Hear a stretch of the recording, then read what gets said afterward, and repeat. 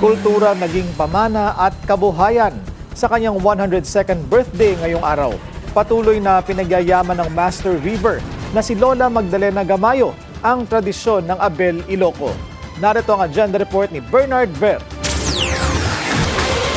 Kilala si Lola Magdalena bilang manlilikha ng bayan dahil sa kanyang husay sa Abel Iloco weaving, isang industriya na hindi lang kultura kundi kabuhayan din ng libo-libong pamilya sa rehiyon. Sa kabilang ng kanyang edad, patuloy siyang nagtuturo sa mga kabataan. Ang kanyang gawa ay kinilala na rin sa mga fashion show at export market na tumutulong sa ekonomiya ng Ilocos. Agyaman nakti kadayo amin kunti aya yung mangipat-patag kanya agyaman ako na tayo tatin dyan kasob sa balitang kada kayo nga naaya ta tumultulong ngay ayat kanya nya po Diyos si pangikarkaragaraang nga mangisubad to kanda giti ado nga ay aya yo.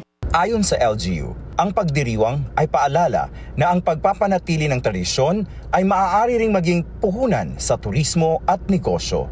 Bawat habi ng kanyang may istorya. Istorya na yan, Ilocano. Kaya maraming salamat. Ipinapakita ni Lola Magdalena na ang kultura kapag pinagyaman ay nagiging pamana at oportunidad. Para sa agenda, Bernard Ver, Billionaire News Channel, Ilocos Norte. Manatiling nakatutok sa Billionaire News Channel, sumubaybay sa aming social media accounts at mag-subscribe sa aming YouTube channel para sa mga eksklusibong balita at storya.